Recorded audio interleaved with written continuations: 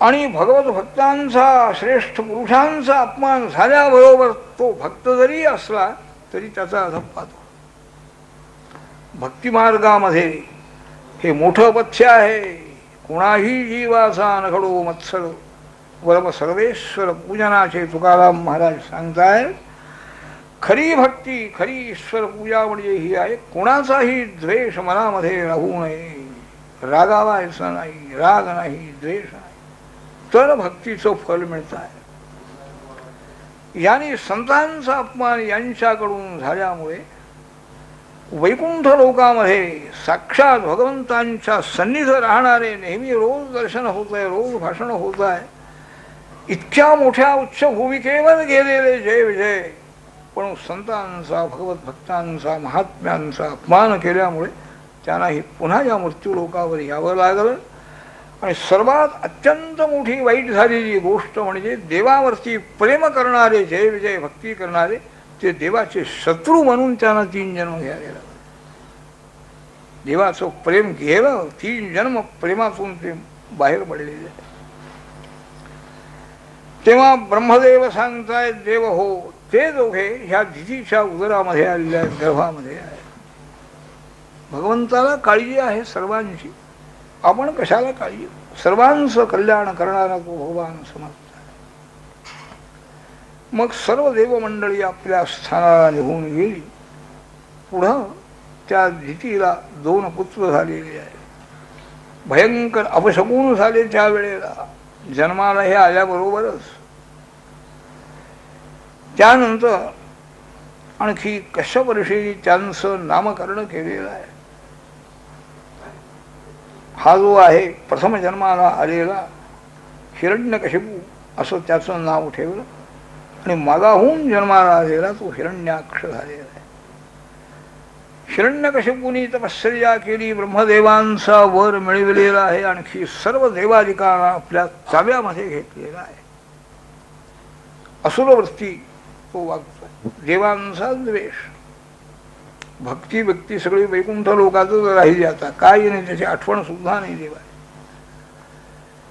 दुसरा जो हिरण्याक्ष आहे त्याला युद्धाची आवड आहे.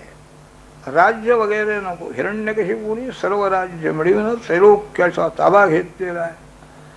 सर्व देवांना अधिकारावरून काढून टाकलेला आहे. सगळे दैत्य नेमलेले आहेत आणि तो राज्य करतो. हा एक हिरण्याक्ष हातामध्ये मोठी गदा घेऊन हिंडतो आहे. कोण आहे माझ्याबरोबर लढाई करणारा, कोण आहे याचा शोध चाललेला आहे. सगळे देव बाजूला निघून गेले. कोण याच्या समोर उभा राहणार. भीतिग्रस्त झालेले. पुढं वरुणाने काही राजसूय यज्ञ केला असं त्याने ऐकलं. वरुण लोकामध्ये गेलेला आहे तो हिरण्याक्ष. त्याला सांगितलं वरुणा तू मोठा पराक्रमी आहेस असं मला समजलं म्हणून मी आलेलो आहे. माझ्याबरोबर युद्ध कर म्हणाले. त्या वरुणाने सांगितलं बाबा तुझ्याबरोबर युद्ध करणारा आहे, जन्माला आलेला आहे, जा तिकडं. मी काही आता युद्ध वगैरे करत नाही म्हणे, सोडून दिले सगळं. पण तुला शासन करणारा असा एक समर्थवीर हा निर्माण झालेला आहे. जा तू शोध करून त्याच्याबरोबर लढाई कर. आलेला आहे बाहेर तो हिरण्याक्ष. कुठं आहे. हरी आहे म्हणाले त्याचं नाव. नारद ऋषी समोर आले. काय नारदा, तो हरी म्हणा उत्पन्न झालेला आहे. कुठं आहे तो हरी. चल म्हणाले दाखवतो तुला. त्याला घेऊन आले. वराह नुकतेच त्या पृथ्वीला घेऊन वर आलेले होते आणि ती जलावरती तिची स्थापना करण्याचं कार्य त्यांचं चाललेलं. हिरण्याक्ष मोठी गदा घेऊन आलेला आहे. त्याच्याकडं पाहिल्याबरोबरच तो हसायला लागला. हा तर रानात राहणारा एक पशु आहे म्हणाले वराह. हा काय लढाई करणार. आता काही निमित्त पाहिजे म्हणून तो म्हणतो अरे ही पृथ्वी आमची आहे. म्हणजे जेवढं मिळालेलं आहे ते सगळं आमचंच आहे असं समजणाऱ्यापैकी हा दैत्य आहे. सर्व ही स्थान आमचं आहे असं समजतो आहे हिरण्याक्ष. तुमचं काही नाही आहे देवांचं. सर्व स्थानावर आमचा अधिकार आहे. ही पृथ्वी मुकाट्याने सोडून दे नाहीतर तुझा नाश करावा लागेल. आजपर्यंत अनेक दैत्यांचा तू नाश केलेला आहे असं मी ऐकलेलं आहे. आज माझ्या समोर तू आलेला आहे. उभा राहा इथं, तुझा मी नाश करणार आहे आणि सगळ्या एकंदर आमच्या बांधवांच्या ऋणातून मी मुक्त होणार आहे. वराह भगवान ऐकतायत नुसतं, त्यांचं ते काम व्हायचं होतं, पृथ्वीची स्थापना करायची. आणखी पृथ्वीची स्थापना झाल्यानंतर वर आले, ते उभे राहिले आणि बोलायला लागले. काय बाबा, सत्यम वयंभो वनगोचराम मृगा युष्मद्विधान मृगे ग्रामसिंहा. काय हिरण्याक्षा, आम्ही रानात राहणारे पशु आम्हाला तू म्हणतोय. बरा, आम्ही पशु आहोत, पण तुमच्यासारखे जे गावठी सिंह आहेत आम्ही पुष्कळ मारलेले आहेत म्हणाले. तुला माहिती नाही, काय तुझं सामर्थ्य आहे ते दाखव म्हणा. आम्ही काय केलेलं आहे, तुमचं काय घेतलंय म्हणाले. ही जमीन तुमची कशी, कुणी घेतली, कुणी तुम्हाला दिलेली होती जमीन. तुम्ही रसातलामध्ये राहणारे, ईश्वराने तुम्हाला रसातल निर्माण करून दिलेलं आहे. स्वर्गासारखं राज्य तिथं आहे, सगळी सुख समृद्धी असताना पुन्हा ते रसातल आहेच आहे. पुन्हा स्वर्गलोक तुम्हाला पाहिजे, पुन्हा भूमी पाहिजे. म्हणजे जिथं तिथं तुमचंच साम्राज्य, सर्व स्थानं तुमची. काय सांगाय, तुझा पराक्रम काय तो दाखवू म्हणाले. झालं. दोघांचं आणखी गदा युद्ध सुरू झालेलं आहे. हिरण्याक्षाने रागाने ती गदा जोराने मारली. वराह एकदम बाजूला झाले. वराहाची शिकार करणं फार कठीण आहे म्हणत एकदम ते जातात जोरात. भगवान श्रीहरीने तो गदा वेग चुकविलेला आहे. पुन्हा गदा घेतो आहे, फिरवतो आहे, गरगर फिरवतो आहे हरीला मारण्याकरता. हिरण्याक्ष त्यांनी मारली ती गदा, पण काही नाही त्यांना झालेलं. त्यांनी ही गदा घेतली, यांनीही गदा घेतली आणि दोघांचं ते गदा युद्ध सुरू झालं. मायाशक्तीनं वराहरूप धारण करून आलेले भगवान श्रीहरी हिरण्याक्षाबरोबर युद्ध करतायत.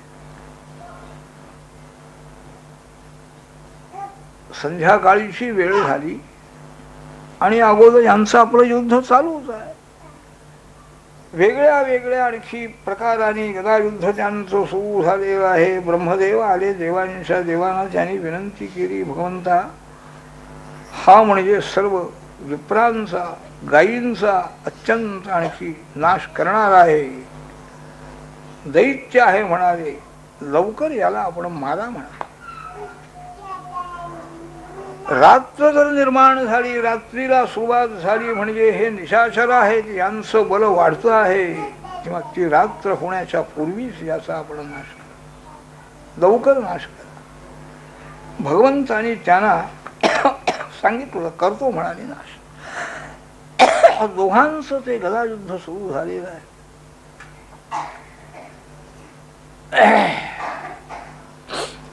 त्या हिरण्याक्षाने आपली गदा एकदम भगवंतांच्या हातावर फेकली आणि भगवंतांच्या हातामध्ये असलेली गदा खाली पडली.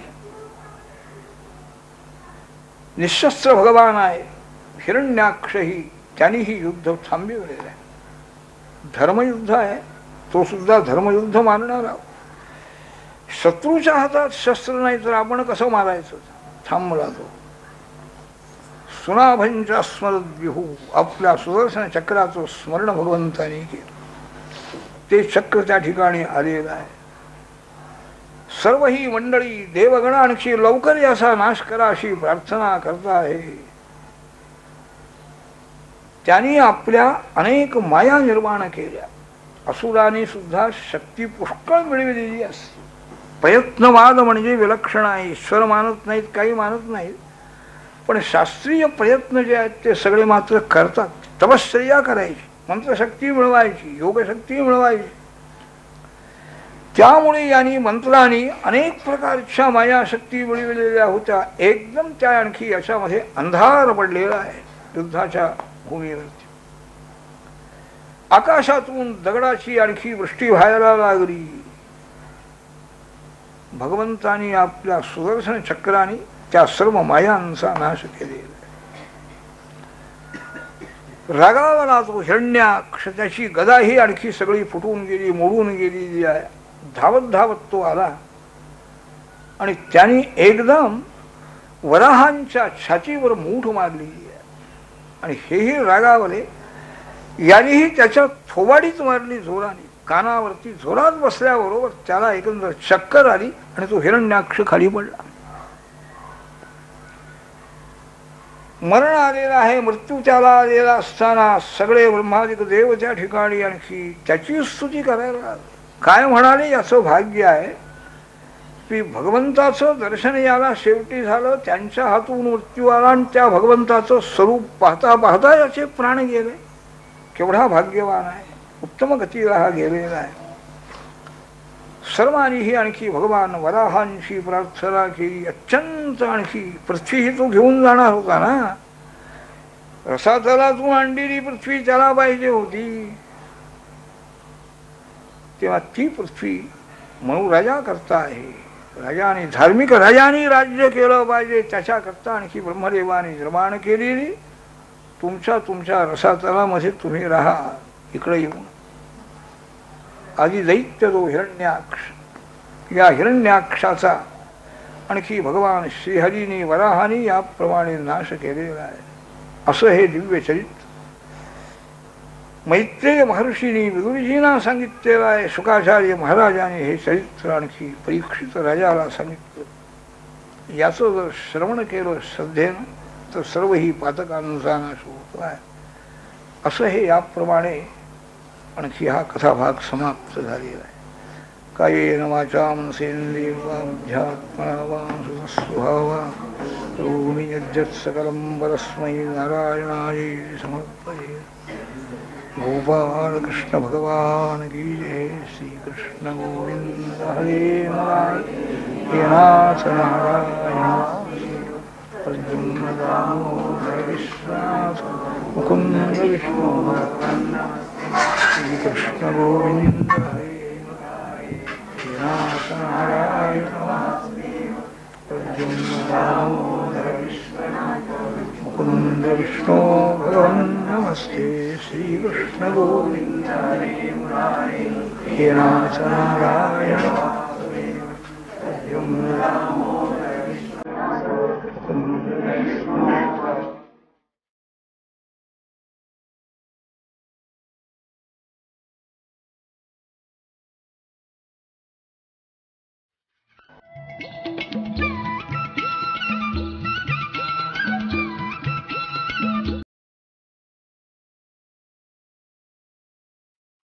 योऽन्तः प्रविश्य मम वाचमिमां प्रसुप्तां सञ्जीवयत्यखिलशक्तिधरस्वधाम्ना अन्यांश्च हस्तचरणश्रवणत्वदादीन् प्राणान् नमो भगवते पुरुषाय तुभ्यम्.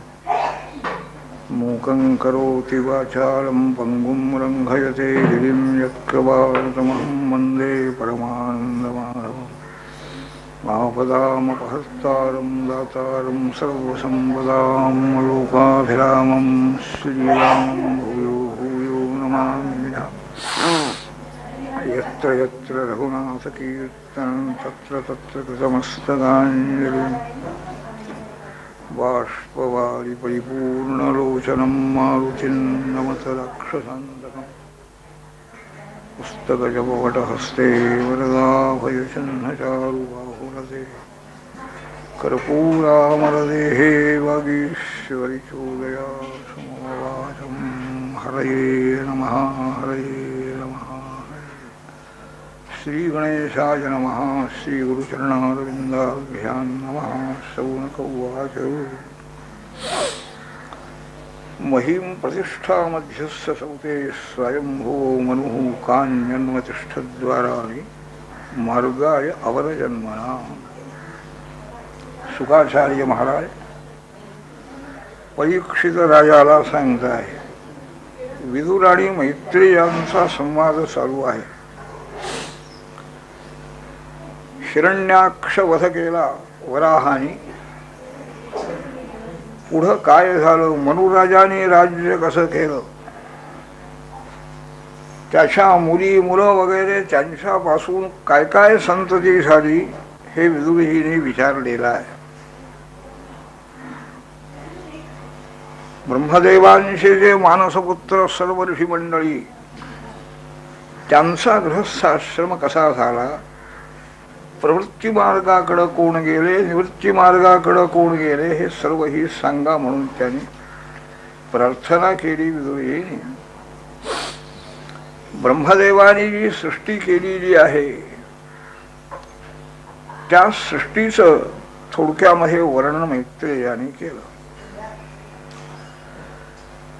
सर्व ही देवाना निर्माण केलं. गंधर्व आहे, देवयोनी 10 प्रकारच्या सांगितलेल्या आहेत त्याने. देव, गंधर्व, विद्याधर, किन्नर, भूत, पिशाच हे सुद्धा देवयोनीमध्येच त्यांनी घातलेले आहे. तेही ब्रह्मदेवाने निर्माण केले. आणि नंतर हा मनुराजा आणि त्याची स्त्री आपल्या शरीराचे 2 भाग करून त्या दोघांना त्यांनी गृहस्थाश्रम हा उत्तम प्रकाराने करा, राज्य कारभार करा, धर्म प्रसार करा अशी आज्ञा केली. सर्व ऋषीमंडळीही त्यांनी निर्माण केली. त्या ऋषीमंडळींचंही कार्य चालू आहे. विद्याभ्यास, ज्ञान संपादन, यज्ञयाग वगैरे करणं. स्वयंभू मनूचा वंश सांगा म्हणून विदुरजींनी विनंती केल्यानंतर ते सांगायला आरंभ केलेला आहे. प्रसंगाने स्वयंभुवा आपल्या मनूची कन्या जी देवहूती ती त्यांनी कर्दम ऋषींना दिलेली आहे तो कथाभाग सांगताय. प्रजा सृजेति भगवान कर्दमो ब्रह्मणो जितः सरस्वत्यां तपस्तेपे सहस्राणाम समादश. प्रपंच सुद्धा फार कठीण आहे. योग्य रीतीनं संसार होणं हे सुद्धा अतिशय कठीण आहे. ब्रह्मदेवानी आपल्या मुलाला कर्दम ऋषीला आज्ञा केली, तू विवाह करून घे, गृहस्थाश्रमी हो, संसार कर आणि उत्तम प्रकारची संतती निर्माण कर, चांगली मुलं झाली पाहिजे. कर्दम ऋषीला पित्याची आज्ञा मान्य झाली. त्यांना ईश्वराची भक्ती करावी, समाधीचा अभ्यास करावा अशी इच्छा होती. संसार करू नये असं वाटत होत. पण पित्याने आज्ञा केल्यामुळे त्यांनी ठरवलं, आयुष्य पुष्कळ होतं त्या वेळेला, काही दिवस आपण गृहस्थाश्रमी करू आणि नंतर जाऊ वनामध्ये. विवाह करायचा आहे पण योग्य स्त्री मिळाली पाहिजे ही इच्छा मनामध्ये धारण करू कर्दम ऋषींनी तपश्चर्येला आरंभ केलेला आहे. मोठे तपस्वी ऋषी ध्यान करतायत, भगवंतांचं मंत्र जप चालू आहे. 10,000 वर्षापर्यंत तपश्चर्या केली, चांगली गृहिणी मिळाली पाहिजे हे मुख्य आहे. त्याशिवाय गृहस्थाश्रम हा योग्य ठरणार नाही. ब्रह्मदेवांची आज्ञा आहे. अखंड भगवंतांचं ध्यान आहे, जप आहे, पूजा आहे, चालू आहे. 1 दिवस 2 दिवस नाही, 10,000 वर्षापर्यंत कृतयुगाचा काल, आयुष्य भरपूर आहे. आणि हे ऋषी म्हणजे यांच्या तपाने आयुष्य वाढतही आहे. भगवान विष्णू महादेव, विष्णू परमात्मा प्रसन्न झाले. आणखी गरुडावर बसून आकाशमंडलामध्ये आलेले आहेत. कर्दम ऋषींनी त्यांचं दर्शन घेतलं. कौस्तुभमणी आहे कंठामध्ये, किरीट कुंडल धारण केलेली आहे, शंख चक्र गदा पद्म हे धारण केलेलं आहे आणि गरुडावर बसून आलेले आहे. साष्टांग नमस्कार कर्दम ऋषींनी घातला. आपली इच्छा पूर्ण झाली. भगवंताचं दर्शन व्हावं आणि त्यांनी मार्गदर्शन करावं. संसार कसा करायचा हे देवाने सांगितलं पाहिजे. त्याकरता इतकी तपश्चर्या केली. कर्दम ऋषींनी सांगितलं, देवा आज माझ्या नेत्राचं साफल्य झालेलं आहे. मला जे डोळे तुम्ही दिले त्या डोळ्यांनी आपलं रूप मला दिसलं, म्हणजे डोळे मिळाल्याचं आणखी फल मिळालं म्हणा. आपल्या माया मोहामध्ये सापडलेले जे जीव आहेत त्यांना काहीतरी आपली उपासना करतात म्हणाले. भक्ती करणारे हे पुष्कळ लोक आहेत, परंतु देवाची भक्ती काही आपली इच्छा पूर्ण करावी, देवाने कृपा करावी याकरता करतात. त्यांच्या इच्छा आपल्या कृपेनं पूर्ण होतात, आपण त्यांना काही नाही म्हणत नाही. पण ते मोहामध्ये सापडलेले आहेत, आपल्या जवळ येऊ शकत नाहीत, राहू शकत नाहीत. मग त्या माया मोहातच गुंतून राहतात. तथाच चाहम परिवूढ कामः, त्यापैकीच मी आहे म्हणाले. सकाम भक्त आहे आपला. मला गृहस्थाश्रम करण्याची पित्याची आज्ञा झालेली आहे. योग्य पत्नी मला मिळावी या इच्छेनं मी आपल्याला आणखी ध्यान केलं, आपली तपश्चर्या केलेली आहे. सर्वावरती अनुग्रह करणारे आपण. सर्व सृष्टीचं कार्य हे आपल्या इच्छेनं चाललेलं आहे. ईश्वर इच्छेशिवाय झाडाचं पान सुद्धा हलत नाही असा या संतांचा महात्म्यांचा अगदी दृढ विश्वास आहे. अहंकार नाही आहे. तेव्हा आपण माझ्यावर कृपा करावी अशी प्रार्थना केल्यानंतर भगवान सांगतात, विदित्वा तव चैत्यम्ये पुरैव समयोजित. ऋषी महाराज, तुमची इच्छा मला समजलेली आहे, सगळी योजना केलेली आहे, तुमची इच्छा पूर्ण होणार आहे. माझी सेवा ज्याने केली ती सकाम असो किंवा निष्काम असो, ती सेवा केव्हाही फुकट जाणार नाही. 1-2 दिवसामध्ये सम्राट राजा म्हणून ह्या ब्रह्मावर्तामध्ये राहून राज्य करतो आहे. सप्तद्वीपयुक्त पृथ्वीचं राज्य करतो आहे. तो आपल्या स्त्रीला आणि मुलीला बरोबर घेऊन तुमच्या आश्रमामध्ये तुम्हाला भेटण्याकरता येईल म्हणाले. आणि आपली कन्या ही तुम्हाला समर्पण करी. सम्राट राजाची कन्या ही राजाने या कर्दम ऋषींना द्यावी म्हणून मध्यस्थी, विवाहाचे मध्यस्थ कोणीतरी लागतो ना, त्याशिवाय विवाह जमत नाही. योग्य मध्यस्थानी सगळं कार्य होतं. इथं प्रत्यक्ष भगवानच मध्यस्थ आहे. त्याला जाऊन सांगितलं तुझी मुलगी ही ऋषींना दे. आणि तो राजा तिकडे येणार म्हणून सांगायलाही यांच्याकडे ते आले. तो राजा येणार आहे आणि ती तुम्ही मान्यता द्या आणि विवाह करा. तुम्हाला योग्य ती मुलगी आहे असं स्वतः भगवान सांगताय.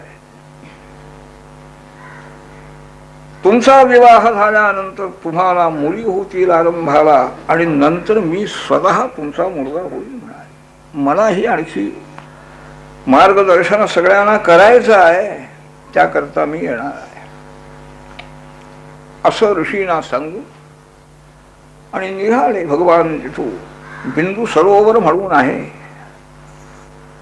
मातृगया ज्याला म्हणतात, सिद्धपूर सध्या अहमदाबादच्या जवळ आहे. सर्व आणखी सिद्धगण ज्यांची स्तुती करता आहेत असे भगवान गरुडावर बसून आणि निघालेले आहेत. वर प्रदान करू. त्या बिंदू सरोवराचं नाव जे बिंदू सरोवर पडलेलं आहे, कर्दम ऋषीची केवढी तपश्चर्या आहे. पित्याची आज्ञा मान्य करायची.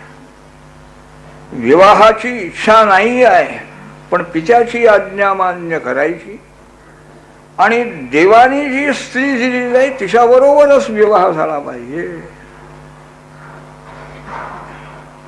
त्यांच्या आज्ञेप्रमाणे सर्व चालायचं आहे. ही याची दृढनिष्ठा कर्दम ऋषींची पाहून, त्यांना सुद्धा त्याचं प्रेम पाहून आणखी श्रीहरींच्या डोळ्यामध्ये प्रेमाश्रू उत्पन्न झाले आणि ते अश्रुबिंदू त्या सरोवरात पडले म्हणून बिंदू सरोवर हे नाव झाले आहे. मनुराजाला आज्ञा झाल्याप्रमाणे मनुराजा आपल्या स्त्रीला आणि कन्येला देवहूतीला बरोबर घेऊन रथामध्ये बसून त्या ऋषींच्या आश्रमामध्ये आलेला आहे. अत्यंत शांत आश्रम आहे. ऋषींची तपश्चर्या त्या ठिकाणी आहे. हरिण फिरतायत, सिंह वाघही फिरतायत, काही कोणीही कुणाला आणखी त्रास देत नाही. सर्वांची मनोवृत्ती राजाला सुद्धा हे शक्य नाही आहे. सर्व मानवांना निर्वैर करणं हे राजालाही शक्य नाही. इथं सगळे पशु सुद्धा निर्वैर झालेले आहेत. हे एका ऋषीची तपश्चर्या आहे. आश्रमामध्ये मनुराजे साहेब आलेले आहेत. ऋषी महाराज अग्निमय होम नुकताच संपलेला आहे. सकाळची वेळ आहे आणि तिथं बसलेले. तेजस्वी शरीर आहे, तपाचं तेज आहे. प्रेमळ आणखी दृष्टी आहे. अजानुबाहू आहे. पद्माप्रमाणे कमलाप्रमाणे नेत्र आहे, जटा आहे आणि एक वलकर बांगरलेला आहे, नेसलेली आहे. राजे साहेब, सम्राट राजे आलेले पाहिल्याबरोबर हे कर्दम ऋषी उठून उभे राहिले. या या राजे साहेब. त्यांना आसनावर बसवलेला आहे. पूजा त्यांची केली ऋषींनी. आपण ऋषी आहोत, राजा आपण होऊन आला न बोलावताना ह्यांना अहंकार नाही. कारण राजा ही परमेश्वराचं रूपच आहे ना. ती दृष्टी आहे. भगवंतानी काय सांगून ठेवलं होतं त्याची आठवण झाली त्यांना, पण ते काय अगोदर बोलले नाही. राजाची स्तुती करतायत राजे साहेब. नूनम संक्रमणं देव सताम संरक्षणायते वधाय शासदानी यस्तम हरे शक्ती पारिणी. आपण जे आणखी देशामध्ये संचार करता त्याचा हेतू म्हणजे सज्जन जे असतील त्यांना संरक्षण मिळालं पाहिजे आणि दुष्ट जे असतील त्यांना शासन नाही, वधाय म्हणतात, त्यांचा नाश करायचा. हे आपलं कार्य आहे. श्रीहरीची जी संरक्षण शक्ती ज्याला म्हणतात ती शक्ती म्हणजे आपण आहात राजे साहेब. सूर्य, इंद्र, त्याचप्रमाणे अग्नी, वायू, यमधर्म, वरुण या सर्वांची शक्ती आपल्या ठिकाणी आहे. हे सर्व देवरूपी आपण. राजा एकटा राज्य करत होता. पूर्वी हुकुमशाही होती, अमुक होतं तमुक होतं. आता लोकशाही चांगली असे बुद्धिवाद करतात लोक. पण राजा एकटा नाही आहे. चारित्र्य संपन्न, ज्ञान संपन्न, राजनीतीचं पूर्ण आणखी शिक्षण घेतलेलं, आणखी या सर्व देवतांचं रूप असलेलं आहे. सर्व देवता त्याला मार्गदर्शक आहे. असे आपण आहात, मी आपल्याला नमस्कार करतो असं कर्दम ऋषींनी सांगितलं. आणि विचारलं, महाराज काय कोणत्या कामाकरता आपण आलेले आहात? यांना सगळं माहिती होतं, पण एकदम काय संयम आहे. मुलीला आणलं काय, अमुक आलं काय, लगेच चौकशी नाही. यदर्थं निर्व्यरी तद्वयं निर्व्यरीकेन प्रतिपद्यामहे सदा. आपण सम्राट राजे आमच्या सारख्यांच्या आश्रमामध्ये कशा करता आले? काय काम आहे? काय आपली इच्छा असेल ती सांगा. असं अगदी नम्रपणाने विनयाने आणखी ऋषींचं भाषण झालेलं आहे. ते ऐकून राजाला सुद्धा लज्जा होत. काय बोलावं या ऋषी समोर? एवढा महात्मा की ज्याच्यावर भगवान श्रीहरीचं प्रेम कृपा इतकी आहे की त्यांनी मला आज्ञा केली तुझी मुलगी आला. म्हणजे केवढा याचा अधिकार आहे या ऋषींचा. काय बोलू याच्यावर? आणि तो मुलीला घेऊन आलेला आहे. वधू पित्याला आपली इच्छा पूर्ण होईपर्यंत काय होईल कोणाला ठाऊक. मुलीला पसंत करतील की नाही हे सगळीच काळजी असते ना त्यांना. म्हणून राजाने अगोदर ऋषी महाराजांची स्तुती.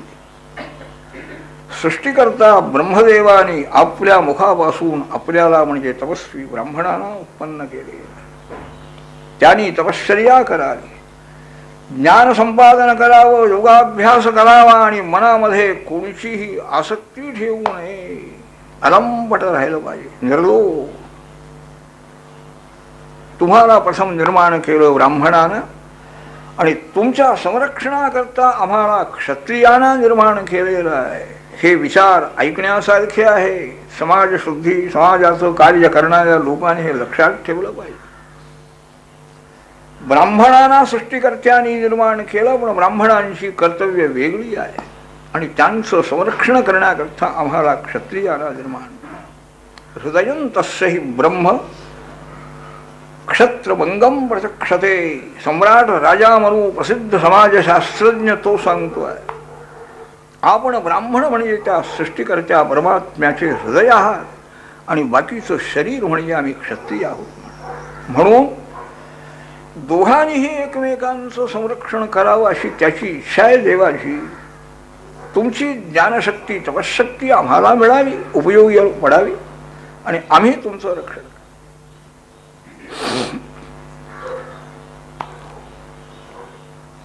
आपलं दर्शन झालं ऋषी महाराज, समाधान झालं. धर्म रक्षण करणारे भगवान श्रीहरी यांनी मला आज्ञा केली आहे.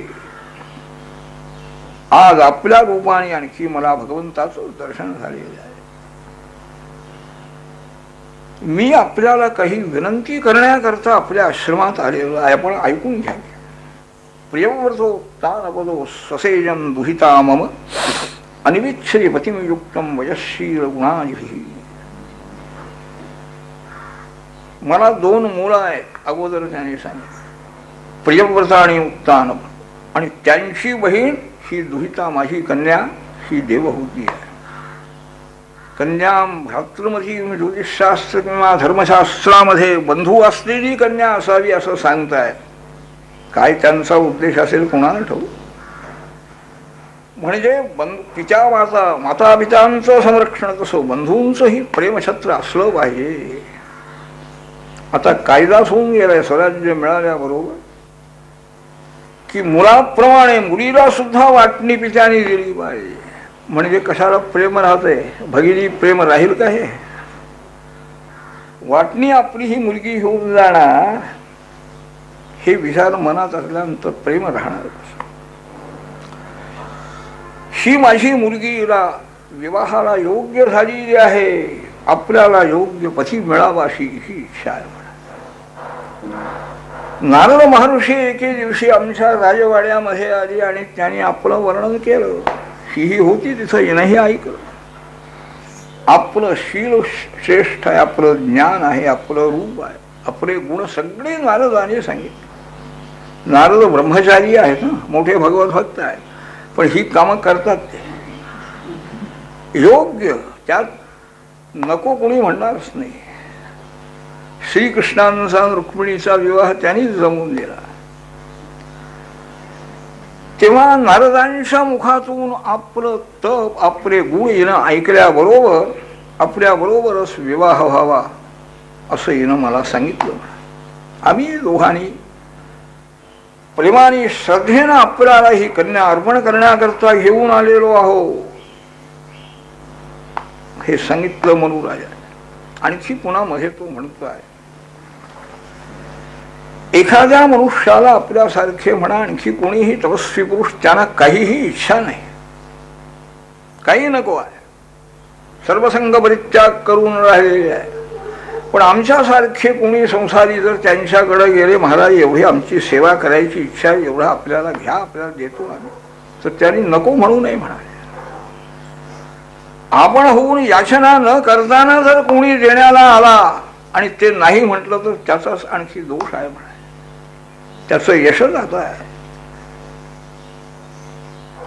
मी असं ऐकलं की आपल्याला विवाह करायची इच्छा आहे, हे माझ्या कानावर पडलं म्हणून मी कन्येला घेऊन आलो. तुम्हाला विवाहाची इच्छा आहे, कन्येलाही आपले गुण नारदाने सांगितल्यामुळे तिलाही आपल्या बरोबर विवाह करावा अशी इच्छा आहे. आम्ही दोघे तिचे आई बाप अत्यंत श्रद्धेनं आदराने आपल्याला ती कन्या अर्पण करण्याकरता आलेलो आहोत, तेव्हा आपण तिचा स्वीकार करा म्हणा. तो मोठा राजनीतिज्ञ त्यांनी संबंध एकंदर भाषण केलं. कर्दम ऋषी बोलू लागले. हो म्हणाले, बाढम उद्वोढु गामोहम अप्रत्याज तवात्मजा राजे साहेब, मला विवाह करायची इच्छा आहे हे खरं आहे म्हणा. आपली कन्या ही चांगली आहे, श्रेष्ठ आहे. गंधर्व सुद्धा तिला पाहून मोहित होता. तिची इच्छा आहे, आपणही आदराने आलेले आहात, कोण नाही कोण म्हणेल म्हणाले. परंतु माझाही काही उद्देश, माझाही काही ध्येय आहे ते तुम्हाला सांगून ठेवतो. तुम्ही आणि तुमच्या कन्येनं विचार करावा, पसंत असेल तर करा विवाह.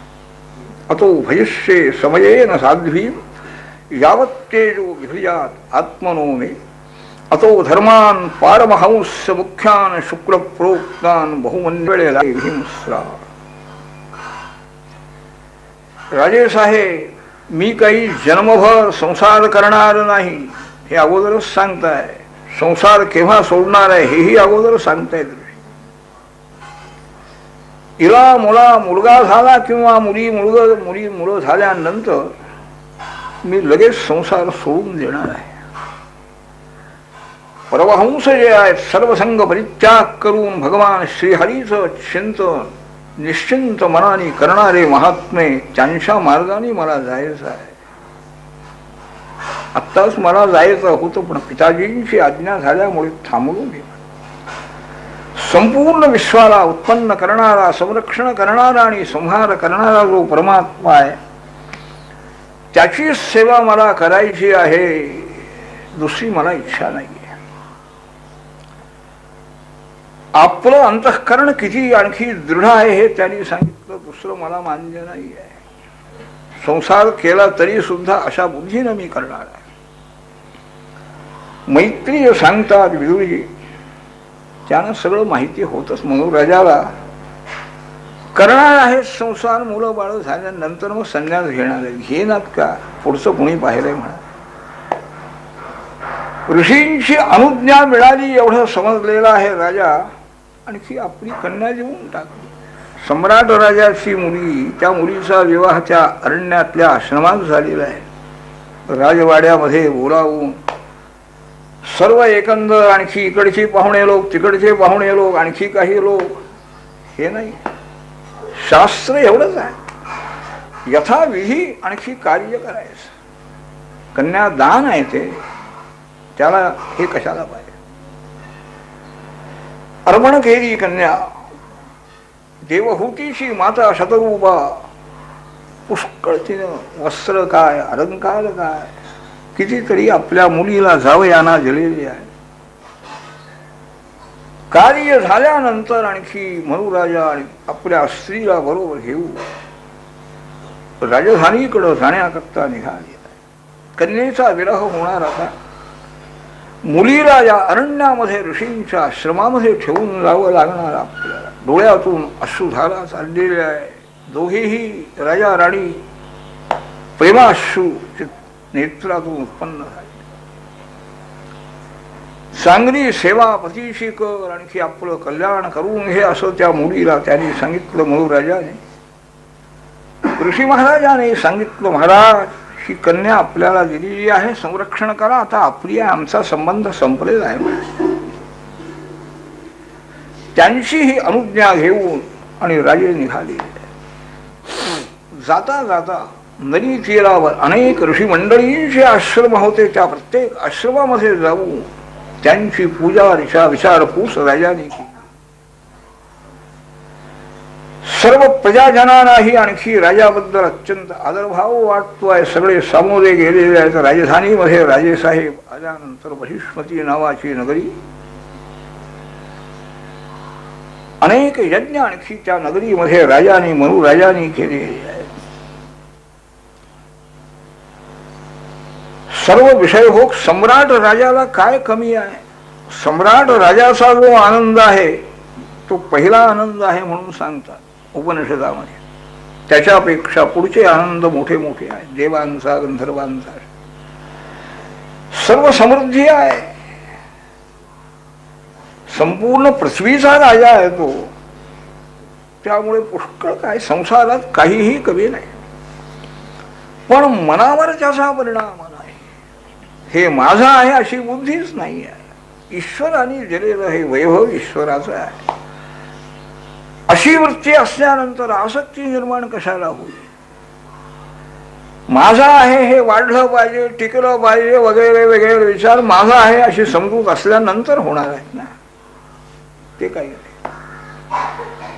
अनेक यज्ञ केलेले आहे, पुष्कळ संसार सुखाचा भोगही पुष्कळ घेतलेला आहे अनासक्त जीवी.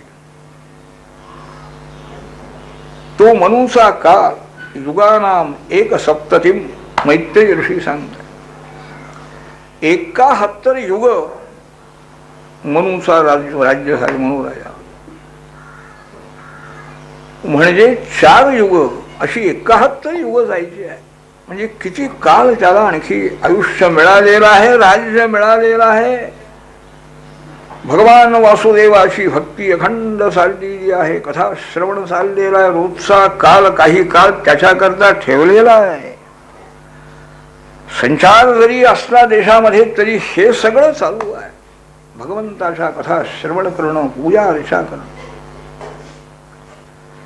ऋषीमंडळींनी त्यांच्याकडे येऊन त्यांना विचारलं, राजे साहेब सर्वांचे धर्म आम्हाला समजावून सांगायला. मनुराजा मोठा धर्मज्ञ हो. ऋषींच्या आणखी प्रार्थनेप्रमाणे मनुराजाने सर्वांचे धर्म सांगितले. 4 वर्ण, 4 आश्रम, राजधर्म सांगितले, राजदूताचे धर्म सांगितले. राजदूत कसा असला पाहिजे, परप्रांतामध्ये परदेशामध्ये राहणाऱ्या राजदूताची एकंदर गुण कोणचे आहे हे सगळं त्याने समजावलं.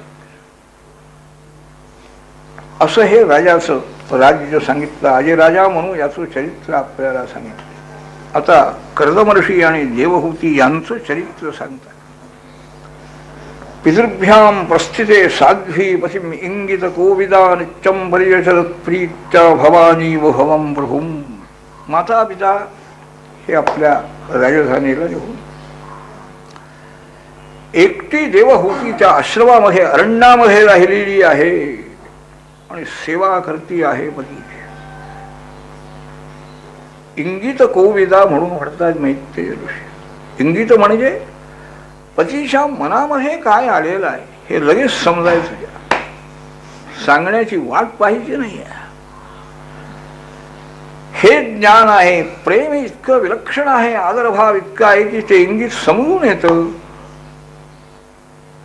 आणि हे सगळं समजून घेऊ आज सेवा कर. पूर्ण विश्वास पतीच्या तपःप्रभावावर. शरीर वाणी मन हे अत्यंत पवित्र ठेवण्यामध्ये तिकडं लक्ष आहे तिचं. इंद्रियांचा निग्रह आहे, मधुर वाणी आहे. काम क्रोध लोभ अहंकार दंभ काहीही नाही. आपण केलेलं जे आहे सत्कर्म ते लोकांच्या पुढं आपल्या तोंडाने सांगणं याला दंभ म्हणतात. हा नाही, केलेलं झालं, कर्तव्य आहे ते होऊन गेलं. सावध आहे, दक्ष आहे कर्तव्य कर्मामध्ये. बराच काळ गेलेला आहे. ऋषी महाराज जायचे अरण्यामध्ये, नदी तीरावर जाऊन समाधी लावून बसायचे, यायचे, पाणी आणायचं, सगळं आणखी सडा संमार्जन करायचं, सगळी व्यवस्थाही करत. संतुष्ट झाले कर्दम ऋषी. पुष्कळ काळ गेलेला आहे आणि ही राजकन्या ही इथं सेवा करते आहे म्हणजे हिचं शरीर कसं झालं. हाताखाली माहेरी कितीतरी नोकर साकर असायचे, इथं कोणीच नाही. ऋषींच्या मनामध्ये आणखी दया निर्माण झाली की ही स्त्री खरोखर श्रेष्ठ आहे, चांगली आहे. कर्दम ऋषी बोलू लागले, तुष्टोहमद्य तवमान विमान जाया शुश्रूषया परमया पर्याश भक्त्या. हे मनुकन्ये, तुझी जी सेवा तू केलीस, अंतःकरणामध्ये तुझ्या जी भक्ती आहे, प्रेम आहे, यामुळे माझ्या मनाला खरोखर समाधान झालेलं आहे. कारण असं आहे, सर्वांना आपला देह जितका प्रिय आहे तितकं दुसरं काही प्रिय नाही. शरीरावर जास्ती प्रेम आहे सर्वांचं, पण त्या शरीराकडेही तू लक्ष दिलं नाहीस. शरीरही तुझं कसं झालेलं आहे, शरीराकडेही न पाहताना आणखी तू सेवा केलीस आजपर्यंत.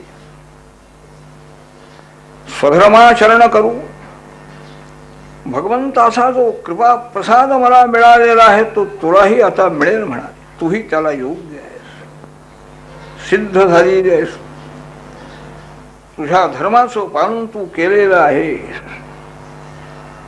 मानवाना जे भोग मिळणार नाही, स्वर्गलोकामध्ये सुद्धा जे विषय नाही आहेत, दिव्य विषय तुला प्राप्त होतील. काय तुझी इच्छा आहे सांग म्हणाले कर्दमहर्षी. आजपर्यंत कधीच नाही, भाषण नाही, काही विचारणं नाही, काही आनंद झाला देवहूतीला. आणि तिनं बोलायला आरंभ केला. महाराज, राद्धम तद्विज वृषैत तमोघ योग मायाधिपे त्वयि विभो तदवै भक्ता. आपण योगेश्वर आहात म्हणाले महाराज. आपली शक्ती फार मोठी आहे, आपण काहीही करू शका. विवाहाच्या वेळेला आपण बोलून गेलेला आहे, मी गृहस्थाश्रम करणार आहे. केव्हा करणार आपण? तेवढीच माझी इच्छा आहे, संसार सुख मिळावं. आणि त्यात तिनं सांगून टाकलं, भवनम सदृशम विचक्ष. एक राहण्याकरता घर पाहिजे म्हणाले, त्याशिवाय कसा संसार करायचा. सर्व सामग्री ज्याच्यामध्ये असं स्थान पाहिजे. हे समजलं मैत्रेय. योगी मोठे होते, त्यांनी आपल्या संकल्पशक्तीनं एक दिव्य विमान निर्माण केलेलं आहे. त्या अरण्यामध्येच एक मोठं विमान तयार झालं. त्या विमानाचं 7-8 श्लोक विमानाचं वर्णन आहे. सर्व काम दुःखं दिव्यम. विमानामध्ये बसणारा जो आहे त्याच्या मनामध्ये जी इच्छा उत्पन्न होईल त्याप्रमाणे पदार्थ त्याला मिळवतो. भूक लागली, ताट आलेलं आहे लगेच.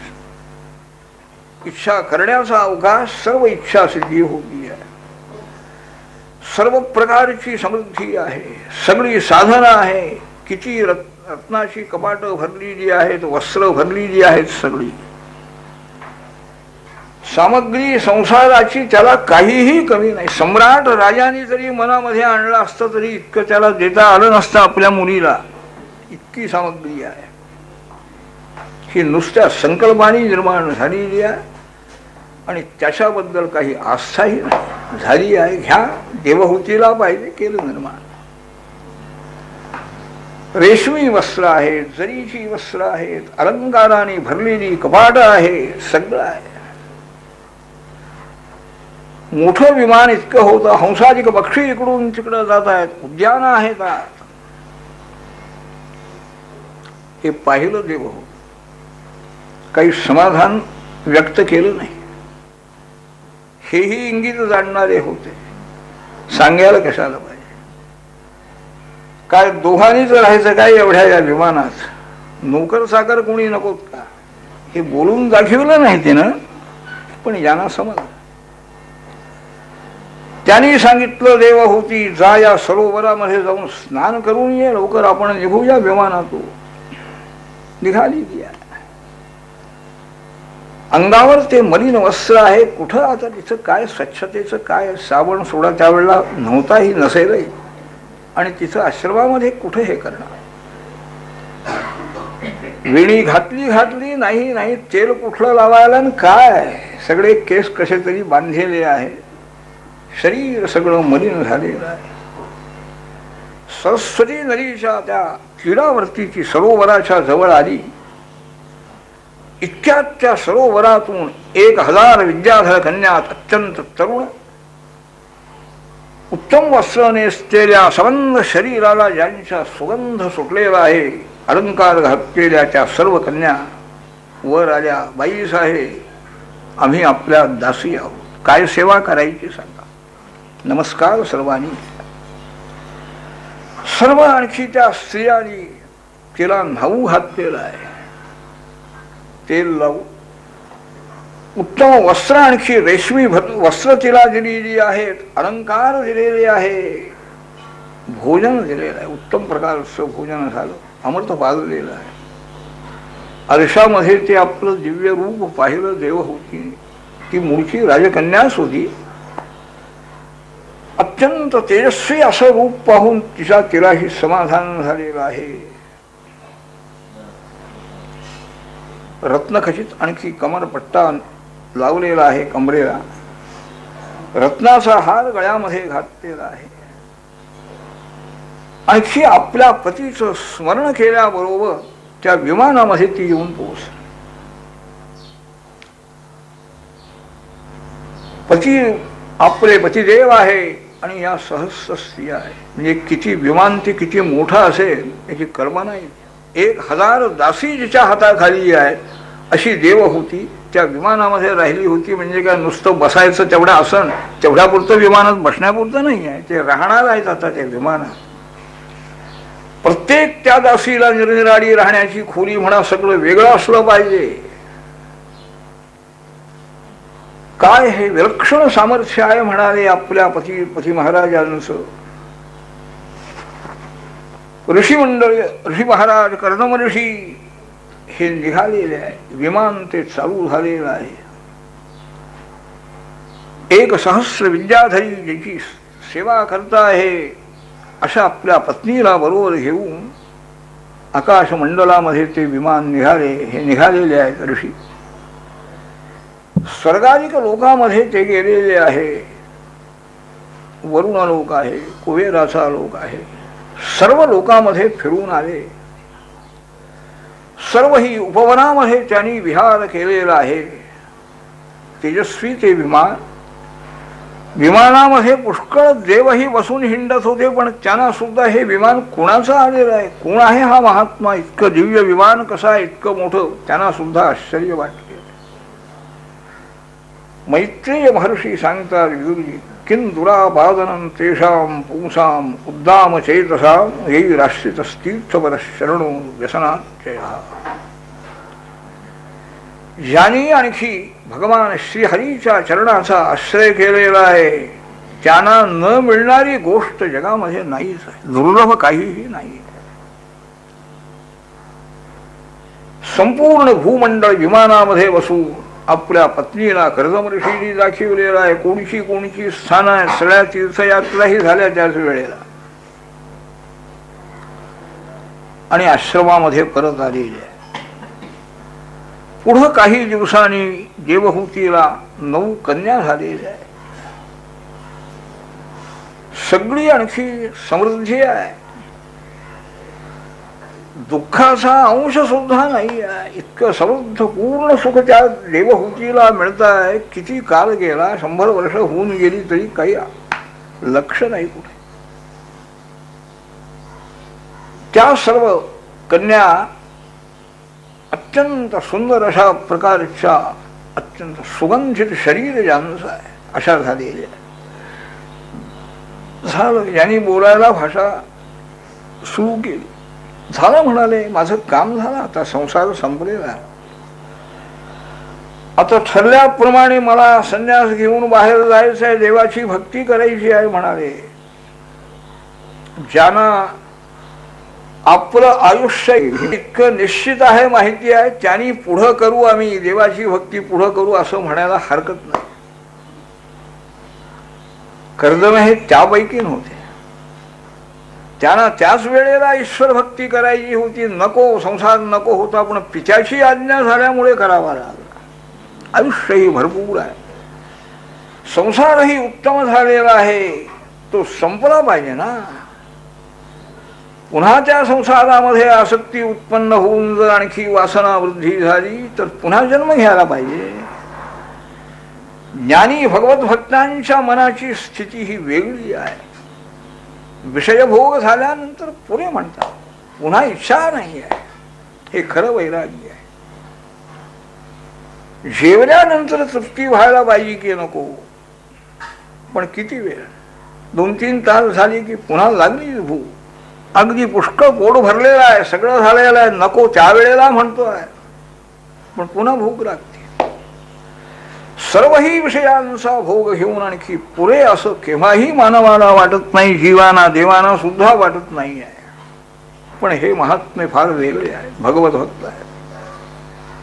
सारा संसारही केला, झाला म्हणाले, पित्याची आज्ञा पालन केलेली आहे, आता मला जायचं आहे म्हणाले.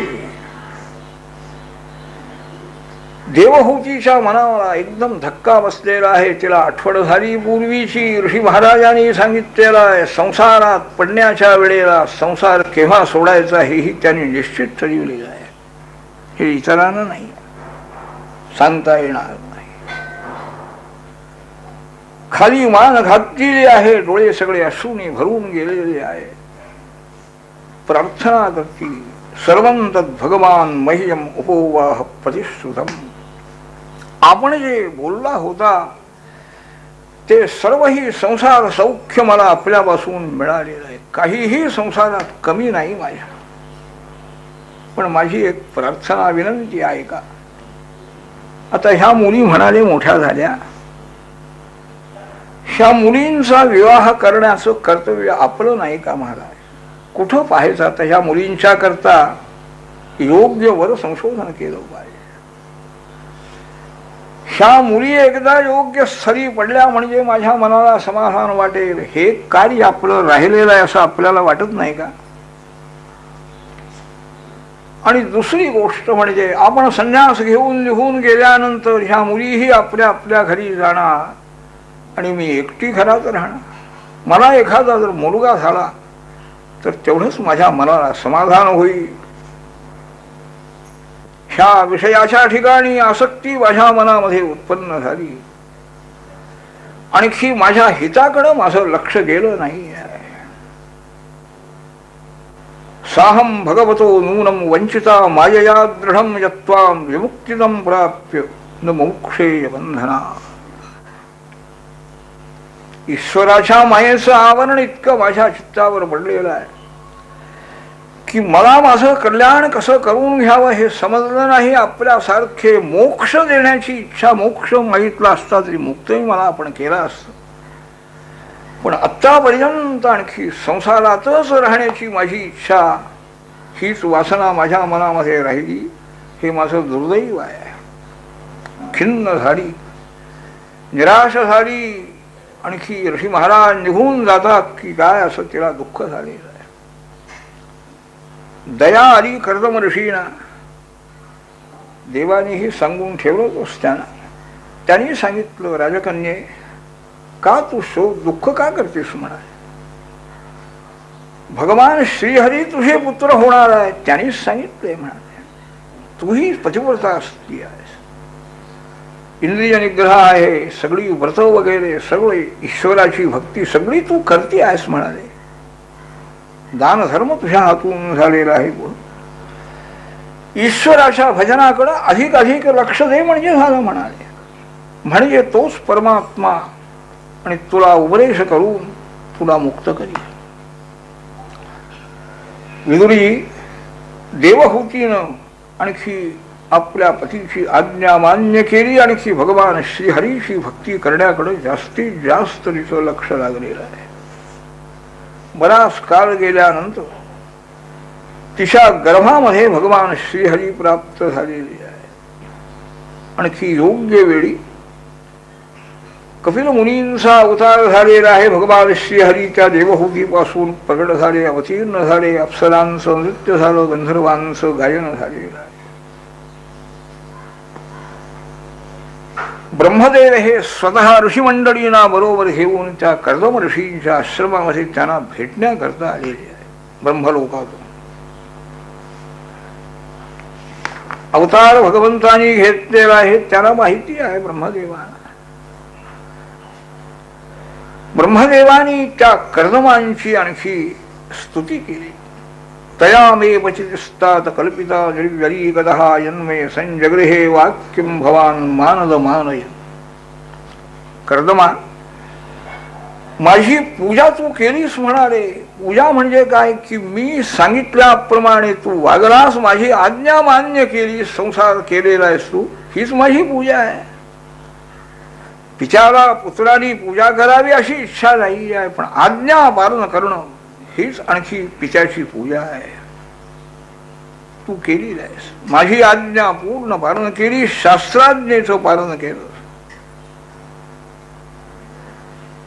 आता ह्या मुली तुझ्या आहेत, विवाहाला योग्य झालेल्या आहेत. त्यावेळेला काय जास्ती वय झालेला असा काही कायदाही नव्हता आणि इच्छाही लोकांची नव्हती, तशा त्या योग्य झालेल्या. हे ऋषी माझ्या बरोबर आणलेले आहेत म्हणाली याना. देवहूतीला काही काळजी करावी लागली, स्वतःच्या लग्नाकरता ही काळजी करावी लागली नाही. आणि हे पती निघून गेल्यानंतर मुलींचं लग्न कोण करेल तीही काळजी करावी लागली नाही. ब्रह्मदेवच सगळी त्याची योजना केली. ब्रह्मदेवच ब्रह्मसूत्र लिहून ठेवतात म्हणा ब्रह्मदेव, की मुलगी कोणाला द्यायची, कोणची मुलगी कोणत्या मुलाला, हे सगळं त्यांनीच ठरवून ठेवलेलं आहे म्हणा. आधी जन्माला आल्याबरोबरच लिहून ठेवतात. हे ऋषी आलेले आहे, या ऋषीना तुझ्या या कन्या तू अर्पण कर म्हणा. देवहूतीला सांगितलं, देवहूती प्रत्यक्ष भगवान श्रीहरी तुझ्या उदरातून अवतार घेऊन आलेले आहे. तुझ्या सर्व अविद्यारूप जे पाश आहेत त्या सगळ्या पाशातून तुला मुक्त करणार आहे. हा सर्व सिद्धांचा अधिपती कपिल या नावाने आणखी प्रसिद्ध होणार आहे. देवहूतीच्या मनाचंही समाधान केलं ब्रह्मदेवानी. कर्दम ऋषीलाही आणखी समाधान केलेलं आहे. आणखी ब्रह्मदेव निघून गेले. त्यांच्या आज्ञेप्रमाणे कर्दम ऋषींनी आपल्या 9ही कन्याच्या सगळ्या 9 ऋषींना देऊन टाकल्या. मरीषे करांपरादात अनुसूया मधात्रये. कला नावाची कन्या मरीषीना दिली, अनुसूया त्रिऋषीना दिली, अग्गिरा ऋषीना श्रद्धा, पुरस्त्याना हविर्हू, पुरहाना गती, क्रतूना क्रिया, भृगुऋषीना ख्याती आणि वसिष्ठाना अरुंधती, अथर्वा ऋषीना शांती नावाची शेवटची कन्या दिली. सर्व ऋषी मंडळी अनुज्ञा घेऊन आणि त्या आश्रमातून आपल्या आपल्या स्त्रियांना बरोबर घेऊन आपल्या आश्रमामध्ये निघून गेले. एक काम झालं, देवहूतीचं समाधान झालेलं आहे. आपले पतिदेव ज्याप्रमाणे तपस्वी मोठे आहेत, योगी आहे, तसे आपल्याला मिळालेले जावई सुद्धा योगी आहेत. वाटेल तितकी समृद्धी निर्माण करून अनासक्त राहणारे आहे. हे मोठं सामर्थ्य आहे. संपत्ती मिळवणारा जावई किंवा अशा प्रकारचं याला प्राधान्य नाही आहे. तेही आहे, संपत्ती लक्ष्मी आईची राहायची हे सुद्धा उगीच राहत नाही, ते पुण्य आहे. पण त्याच्यापेक्षा हे अधिक पुण्य आहे. कोणाला अपेक्षा असेल तितकी संपत्ती देणारे, आपण त्याच्यापासून अलिप्त राहणारे, हे जावई मिळाले म्हणून समाधान झाले आहे. सामर्थ्य, तपस्सामर्थ्य, योग सामर्थ्य मोठा. कपिल मुनी आणखी लहान वय आहे. कर्दम ऋषींचं काम संपलेलं आहे, संसाराचं काम झालं, पत्नीची इच्छा पूर्ण झालेली आहे. आता काय संन्यास घेऊन बाहेर पडायला हरकत नाही आहे. संन्यास घेतला म्हणजे त्या शास्त्रकारांनी असं सांगितलेलं आहे, पुंजन्म लभते माता पत्नी च पतिदेवता पत्नी च प्रेषमात्रता. जर संन्यास घेतला, पत्नीनं किंवा मातेनं जर अनुज्ञा त्याला दिली संन्यास घेण्याला आणि त्याने संन्यास घेतला, तर पुढच्या जन्मामध्ये पत्नी आणि माता यांना पुरुषजन्म प्राप्त होत. पुरुषजन्म मिळाला पाहिजे किंवा पुरुषाप्रमाणे सगळी कामं करण्याची आणखी जबाबदारी आपल्याला मिळाली पाहिजे अशी इच्छा आहे ना स्त्रियांची. पण जन्म पुरुष मिळाला पाहिजे हे मात्र कोणाला करता येणार. ही शास्त्रीय आहे, फर त्याने दाखवलेला आहे. कर्दम ऋषी आलेले आहेत. कपिल मुनींना भगवंतांना चारी नमस्कार केला, आणखी प्रार्थना करतायत, महाराज अनेक जन मनोनिग्रह करून आणखी आपलं चिंतन करणारे अशा प्रकारचे महात्मे कितीतरी जन्मानंतर त्यांना आपलं दर्शन होतं, सान्निध्य लाभतं म्हणाले. असे आपण आमच्या अपराधाकडे लक्ष न देताना आम्ही अज्ञानी आहोत. अपराध अनेक आहे, अपराध सहस्राणी, एक अपराध काय, अनेक अपराध आमच्या हातून. असे आम्ही संसारी जीव आमच्या अपराधाकडे लक्ष न देताना आपण आमच्या ग्रहामध्ये येऊन राहिलेल्या, प्रगट झालेल्या, तुम्हीच वचन दिलं होतं ते स्वतःच वचन सत्य करण्याकरता आपण आले. आमची पुण्याई नाही आहे. आपल्या लोकांना भक्तांना जे जे आणखी रूप किंवा आवडत आहे त्याप्रमाणे ते रूप घेऊन आपण भक्तांना दर्शन देता.